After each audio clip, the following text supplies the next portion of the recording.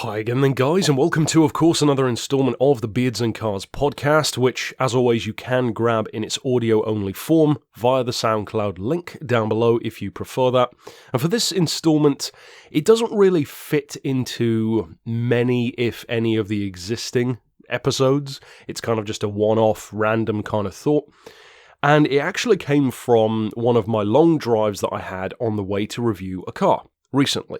And obviously when you've got a car review that's the other side of the country, or up to the north or the south, hundreds of miles, whatever, it gives you a lot of time to think. When I'm not listening to podcasts or music or whatever, you're flying down the motorway for multiple hours. It gives you a lot of time to think. And sometimes I have these thoughts that I like to work through and develop about various things, including obviously stuff like the channel, the automotive world, and although I could probably make that into its own series, like car thoughts or something like a vlog style video, I decided to, for this one, put it into the podcast format first of all. So I would first of all like you to tell me down below, is that actually something that you'd like to see on the channel? Would you like to see a kind of vlog, kind of not vlog, on camera in the car kind of series where I talk about some of these random thought threads that I have about various things? If you'd like to see that, tell me down below. If not, I guess just don't tell me, and then we'll gauge it based on how many people wanted to see it. So, this particular thought thread that I was having the other day, I don't recall which car I was going to drive, but I started thinking about, for some reason, Maserati. Now, Maserati, of course, is my favourite automotive brand overall, and it's pretty close for me these days. I also have a huge amount of love for Spiker, I love Pajamas, I love Cadillac. They're kind of disparate, the companies that I love the most, but Maserati is my top brand, currently at least, until I change my mind. I've owned one, obviously, I've driven a couple of them now. I'm a big fan of a lot of them, and one of my favourite things actually about what Maserati is currently doing, and this feeds directly into the thought thread that I'm going to get into, is they're trying to do essentially what Porsche did in the early 2000s. And if they pull it off, it's a fantastic move to make. And unlike Porsche, wherein we're talking about this from the point of view after the fact, with Maserati, we're still kind of right in the middle of it. And that is that in the earlier 2000s, Porsche decided to do something very, very risky. And that was to branch out from what they knew into something completely new. And that was, of course, the Cayenne. They had never done something like that in a production sense before. And it was a huge risk. It was based on the Touareg platform. It was essentially a parts bin special at that point, and having driven one, it feels like one. That's one of the main reasons why I didn't buy a first generation Cayenne. It did disappoint me actually in terms of quality, but the point remains, the Cayenne was a fantastic move for Porsche. I would argue that first generation Cayenne is actually the single most important Porsche of the 2000s, because it allowed Porsche to go from being what they were, which was a hugely iconic but admittedly limited sports car company, that is what they focused on, with very, very few exceptions, to being what they are now, which is basically a top-tier manufacturer in terms of multiple categories. Now, they're not necessarily going to get the sales of somebody like Toyota or Honda, but for Porsche, the numbers that they get now compared to back in the day are incredible. And of course, that's great from a business point of view. It's allowed them to have larger SUVs, smaller SUVs. Now they've got the more crossover style SUV. They've got sedans, wagons now even, and for a while they were even considering a Porsche hot hatch, kind of a Volkswagen Scirocco shaped thing. And maybe they will still do something like that in the future. And of course, most recently, they've even branched out into a fully electric Porsche, and it's not even a 911, it's a four-door sedan, the Taycan. So the Cayenne started that. The Cayenne did multiple things for Porsche. It allowed them to sell a ton of them, to get more funds for the future, to develop more ideas like that. Crucially, it tested the market waters to show that people actually did really love the idea of a Porsche that was practical, that you could use every day.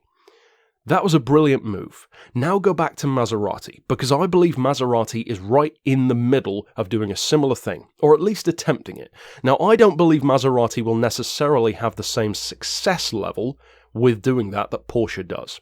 And again, I love Maserati, but just from a sheer numbers and more importantly, reputation point of view, Porsche had one crucial advantage over Maserati, and that is people already loved Porsche in terms of their build quality. The 911 is known for being one of the best built sports cars out there. And recently, of course, I reviewed one on the channel, the 993 generation from 1994, and it feels fantastic. It's built like a tank, it still feels fantastic despite not being overly heavy, it has great performance, etc. Maserati simply doesn't have that to their name.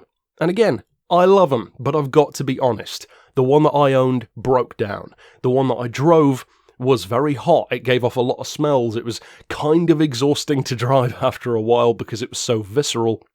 But there is always the risk there, not only for owners, but even for potential buyers, that your Maserati probably will break. It's known to fans that they will, it's known to owners. As a former owner, I can certainly say that. And it's even known to big franchise dealers that getting into selling and buying Maseratis is a risky business. Not only because they could break, but because customers might not even buy them because of that issue. Now, Maserati, as I said, is in the throes of changing things, and I believe they're doing a pretty damn good job so far, because up until relatively recently, I mean, the last few years really, if you think about it, Maserati only would have, two flagship models, essentially. You'd have a sports car, and you'd have a sedan. Be it the 4200 GT and the Quattroporte, or the Grand Sport and the Quattroporte, or the Gran Turismo and a Quattroporte, but then much more recently, of course, they really branched out. They brought back the Ghibli, but instead of being a coupe, a very boxy coupe from the 90s, they brought it back as a smaller sedan. Still a large car, by general standards, but smaller than a Quattroporte. Then, even more recently than that, they brought out the Levante, one of my favourite Maseratis, in my opinion, one of the best looking SUVs as well. And I love the fact that Maserati didn't make it a crossover. It's a proper full-size SUV with an actual boot instead of a sloping down back end. Now, there's nothing wrong with that, but you have to be the right company to pull that off. To me, the Lamborghini Urus looks great as a crossover-shaped vehicle. In fact, I don't think it would look as good with a big boot on the back. But for Maserati, I don't think that would work. I think they went down the right route, which is kind of an Alfa Romeo Stelvio-shaped machine. Now, this brings me to the crux of my thought experience and thought exercise in the car. Because I got to thinking, you know what? Recently Maserati has announced, of course, the MC20, which is hugely significant for bringing back an actual supercar or super sports car, close enough, into their range. That's great. More likely than not, it's going to be a hybrid. I believe they even confirmed that at some point. And of course, even more recently than that, I didn't cover this in the news roundup, but I am covering it now. They announced and showed, not that you can tell a visual difference anyway, the hybrid version of the Ghibli. Maserati's first ever hybrid. Now, being a hybrid, especially a performance one, it's not really focused in on being the most practical thing it can be. It's not designed to go full battery power for hundreds of miles. Of course, it's just an addition to the existing engine. It weighs up around 2 tons. I don't recall the performance. I believe it is reasonably quick. Somewhere around 5 seconds to 60. Top speed, something like 150 something miles an hour. 158 comes to mind, I'm not sure. So it's not earth-shattering, but then again, the Ghibli isn't earth-shattering in general. It's not really supposed to be, because it would overshadow the Quattroporte. So, this is what I was thinking. Maserati's gone for a hybrid, and I believe that they've mentioned in the past having specific goals for going all-electric in future. I get that mentality, because you don't buy a Maserati to be the most practical thing around. You buy it because of the style, the passion, the sound, the driving experience. And of course, being electric, you lose some of that, especially the sound. Now, having a hybrid is kind of like a baby steps move. It does 2 things. It shows potential customers that you're willing to adapt to the times, and that's never a bad thing. But also it reassures existing customers just for the moment that they don't quite have to let go of what they love just yet. They can keep that traditional engine, but just let us put a little bit of electric power in there as well. Kind of get customers used to the idea of that. Then, as more customers start to try it and realise, well, you know what? I actually quite like the electric response that this has around town. Out on the motorway, I've still got my normal engine, but around the city, it just glides around with this effortless torque. I kind of love it. And many of those customers have probably never even considered an electric car, let alone actually bought one. Because there doesn't tend to be that much crossover between Maserati owners and electric owners. But now let's get to the radical idea that I had. Now, for this idea to work, I would essentially be the leader of, not necessarily Maserati, but the leader of their, let's say, relationship management, if you want to call it that. The way that Maserati reacts and acts within the automotive world, the kind of relationships that they build with other manufacturers. Obviously, they worked for years with Ferrari, producing all of their engines. Now they're going self-sufficient, which is risky, but interesting. You know, as far as I'm concerned, that can't be a bad thing. Because to put all my cards on the table, they cannot be any more unreliable than they already were. And that was with Ferrari engines. My car had a Ferrari engine, it was not reliable. So moving forward into their own engines, I don't see them getting any worse. But they could potentially get better, or they might just break even, so we'll see. But what I would do if I were the owner of Maserati, you know, the manager, as I said, whatever, I would go straight to Tesla. I would arrange a meeting as soon as possible with Elon Musk. And I would say to Elon, you know what? We are moving toward the electric age within Maserati. We're already producing a hybrid, but that is the ultimate goal. We have a platform which is a similar size to a Tesla, the Ghibli.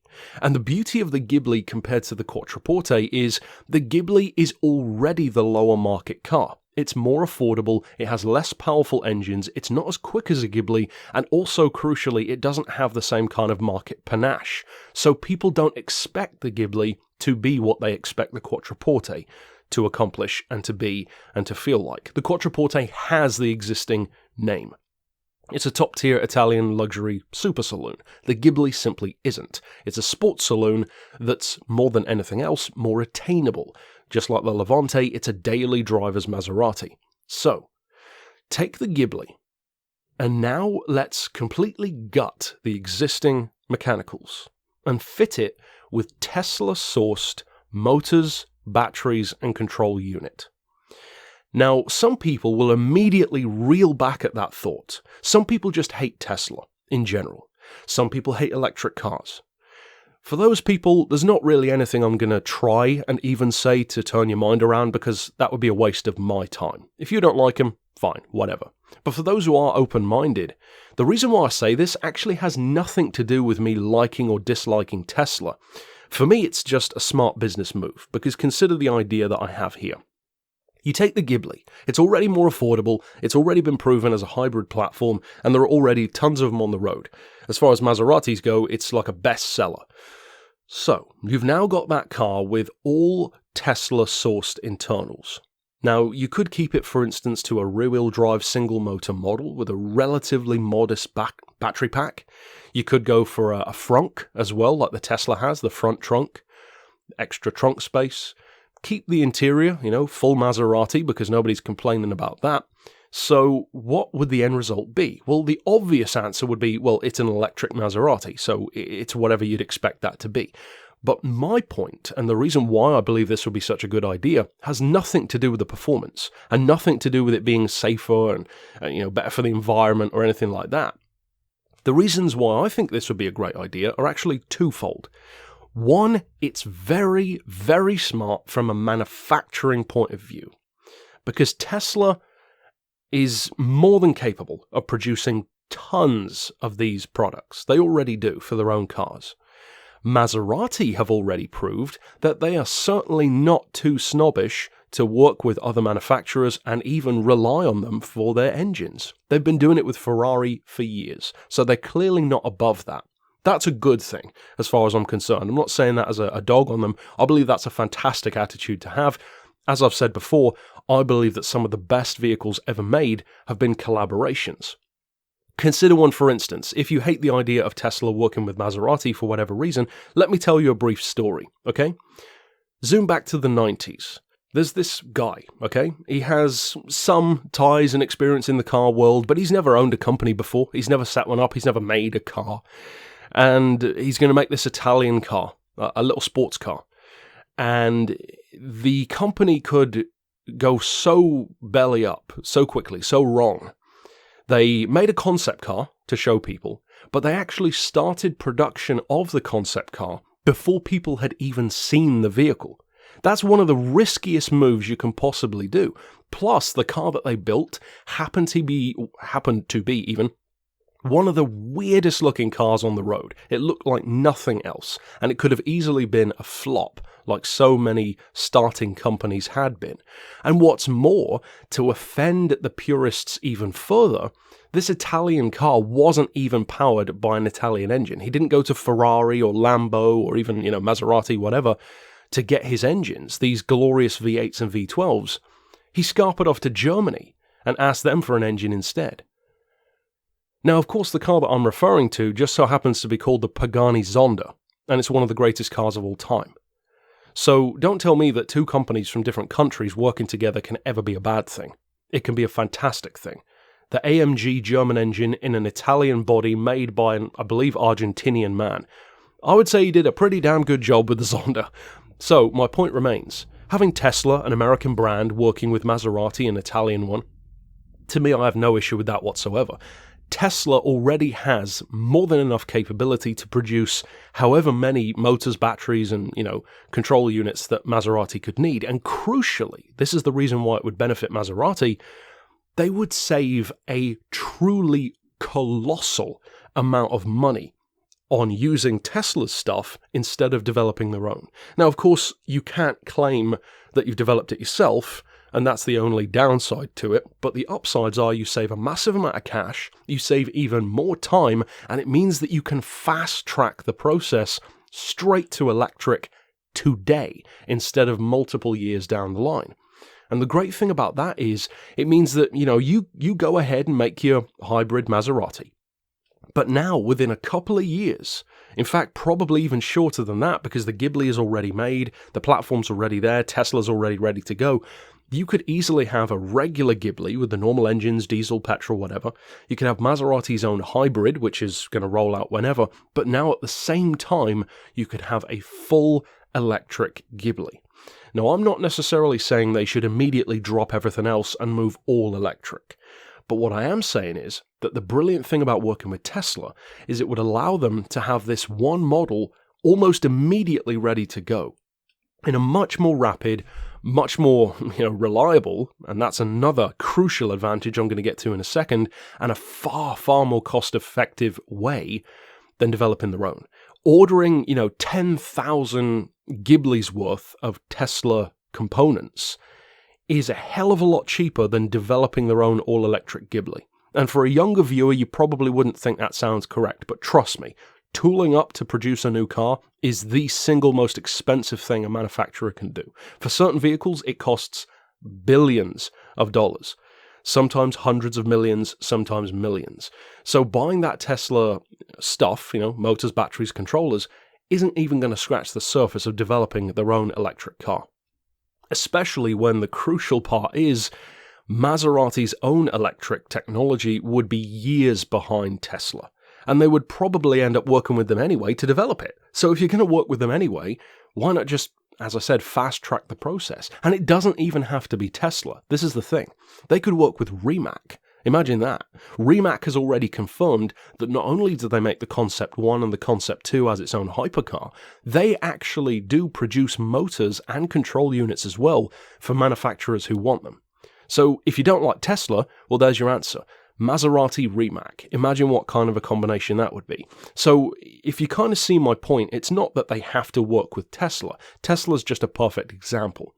My point is that Maserati could make such a massive stride in a similar way to how Porsche did with the Cayenne if they fast-track this process by not having, this total self-sufficient attitude and being willing to work with people who have already shown an adeptness in that field. Because I guarantee, I would even bet money on the fact that if Maserati produced an all-electric version of any of their models, but probably most likely the Ghibli or the Levante, because those are the most affordable daily driver kind of Maseratis, I guarantee it would be the most reliable Maserati in history.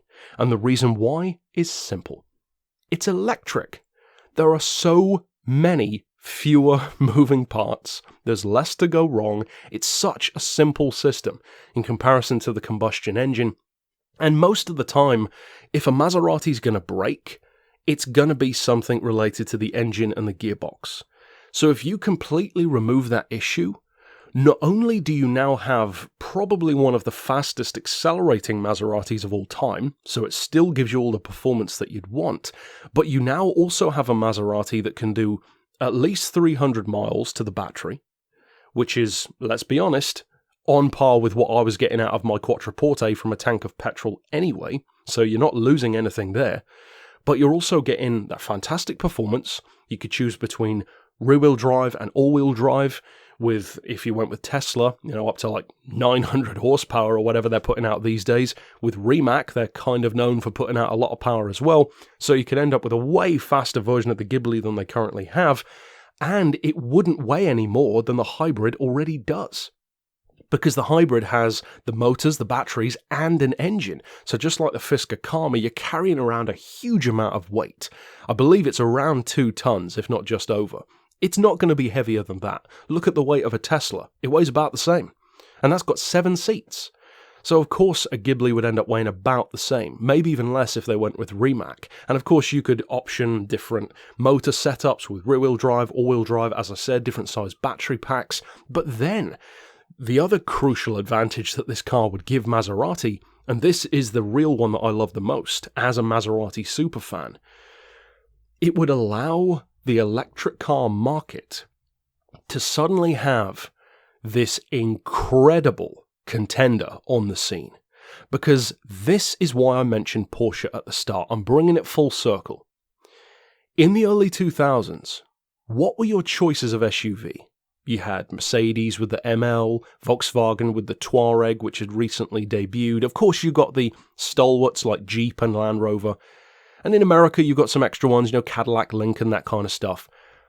Now, suddenly, out of nowhere, way before the SUV craze started that we have now with Aston and Lambo and Bentley and Rolls-Royce, Porsche bursts into the SUV scene. Is it any wonder that the car was a success? Of course it was. It's a Porsche SUV. Who wouldn't want one? Who wanted an SUV at the time? That is my exact point when it comes to an all-electric Maserati. Now, I'm talking about the Ghibli, but imagine if they did that for the Levante as well. An all-electric Maserati SUV, with Maserati being the keyword, because on the electric car scene right now, there are relatively few contenders. Tesla does it. They are kind of leading the way. They're certainly the name that comes to mind first. Rimac has the capabilities, but they're not really focusing on that. You've got a couple of Chinese brands like Neo. They have amazing potential, but they're not really in the West that much. And then you've got a couple of, one-off models or variants that companies like Kia, Mercedes. Mercedes has, I believe it's the EQC SUV that's all electric. It's not a really successful car, though, and other companies have tried to do it. Porsche has the Taycan, which is a fantastic version.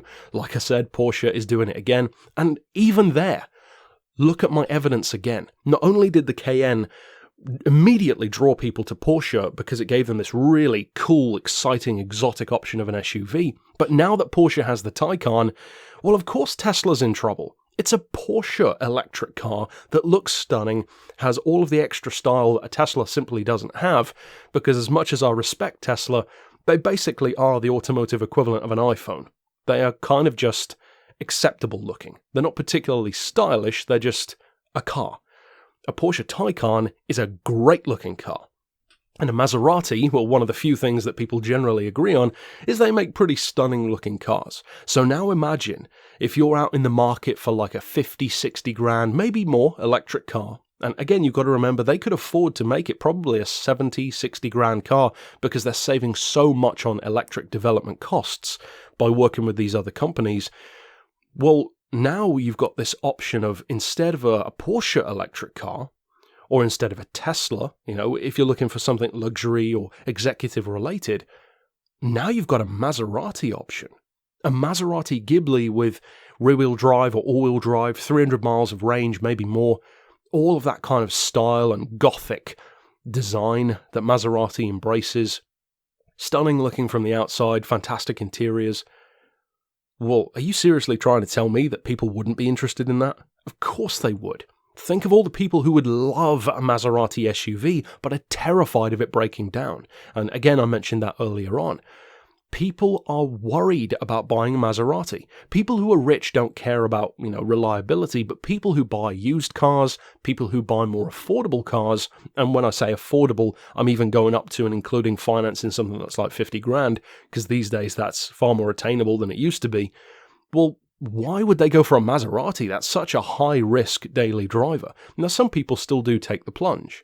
A lot of them probably are not previous Maserati owners.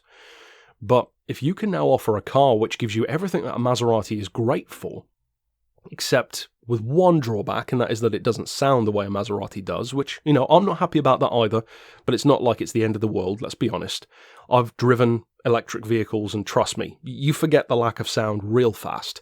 I've ridden multiple electric motorcycles, which were so fun. In fact, they're my favourite bikes that I've ridden. And I have ridden superbikes as well.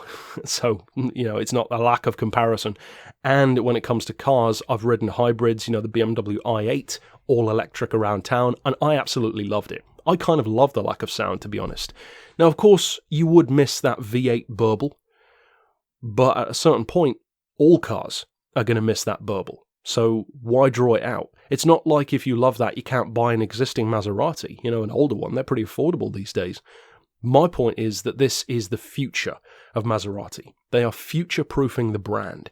And in the car world, there's something here which a lot of viewers probably won't really understand, but as a creator myself on YouTube, this is something I am keenly aware of, and that is any change that you make on YouTube takes a long time to see results. So if you change your style of video, if you change the way you talk in a video, if you change the content you produce, it takes months for enough subscribers to notice that difference to start gaining interest in a new series or in a new style of video, etc., or for a new audience to begin coming to the channel. Likewise with Maserati. If Maserati puts off going all electric as far as possible, then they're going to end up being late to the party. And that is not where you want to be, because the electric car world is going to be accelerating more and more rapidly. You literally cannot afford to be late to that party. So now is crucial for Maserati's success to move into the electric category. Who cares if you have to depend on other brands? They could depend on them for the Phase 1 car and then develop their own electric car from the ground up if they wanted to. The point is, this would allow them to do what the Cayenne did for Porsche if they did it right. Now, I ultimately don't think that Maserati is going to go down this route, but if I was in control of that decision, that is 100% what I would do. I would be arranging meetings with Elon, I would be arranging meetings with Rimac, and I would get this project done as quickly as possible. Now, for the investors, the shareholders, whatever, they might want to remain conservative and keep it to the Ghibli to try it out first. But as soon as possible, I would want to move into the Levante as well. Now, I probably wouldn't move up to like a Gran Turismo level or a Quattroporte level machine just yet, because you could keep that one in the range for the purists. It's a higher level Maserati for people with extra cash who don't want electric. They can go for the authentic, traditional Maserati experience, and all of the unreliability that comes with that. These lower ones, though, are the ones that need to be more reliable, because that really is the bread and butter of the company. They sell more Ghiblis and more Levantes than anything else, so they need to be reliable, because if people start buying them more, especially electric ones, and start loving them, they are going to tell their friends, and the word gets around fast. How many people do you think have secretly always wanted a Maserati? And technically, you could apply what I'm saying to multiple companies, but I just happen to be talking about Maserati because that's the one that I was thinking of. How many people do you think would love to have one, maybe even could afford one, at least to finance it? but are just too concerned about the reliability. They've heard horror stories, justified horror stories. Well, now that would go away. It's a Maserati that's future-thinking, future-proof, more environmentally, efficient. The car itself, not necessarily the manufacturing of the batteries, because you know how that goes. But it's a future-proof Maserati. It gets rid of all of the reliability issues. It's a simpler vehicle. Even the maintenance would be less. Imagine a Maserati that you don't have to pay crazy money to even maintain, let alone to buy and run. I mean, it just makes all kinds of sense across the board. Now, of course, they could develop an entirely new vehicle instead of a Ghibli or a Levante, but to me it just makes sense to use the existing platform for a Phase 1 rollout. You can always develop something later down the line. Think back to the, I believe it was the Alfieri concept, which they put out a couple of years ago, kind of a replacement sports car for the Gran Turismo. Imagine if they retroactively brought something like that out as an all-electric car. Maserati's all-electric GT. I think that would be pretty great, especially alongside the MC20 as a more traditional offering. Now, I don't think they're going to do any of this, but as I said, this was my thought train while I was driving. And I would love to see them do that because, just like with Porsche, I want to see them succeed. I'm not a Porsche super fan, but I love their stuff that they've done recently more than anything they've ever done before. Because I like to see smart companies making good decisions and doing well from it. And Porsche has mastered the art of expanding into things that they weren't doing before and doing it well. Maserati could learn a lot from that, and I think other cars and other companies could also. Aston Martin's trying to with the DBX, but it's a little more risky for them. I mean, an all-electric Aston Martin might not be as successful as a Maserati because, Aston Martin isn't really designed to be a daily driver, whereas Maserati is trying to do that, and I think that's a great idea. I'm not opposed to the idea of a more usable daily driver Aston. The problem is, I think that they are probably too snobbish to do that, and I think that the best chance that they had would have been the DBX as an SUV, and the price is kind of prohibitive on that. So for Maserati, it makes all kinds of sense, because they've already got like a 50-60 grand sedan and SUV that you can work with existing diesel engines. So to me, it just makes sense. I hope that this renaissance that Maserati is having succeeds either way. I just believe that the method that I talked about could fast track it and make it even better. And of course, as a Maserati fan, that's what I'd like to see happen. So tell me your thoughts down below. Do you agree? Do you disagree? I'm sure some people do. Give me your reasoning either way.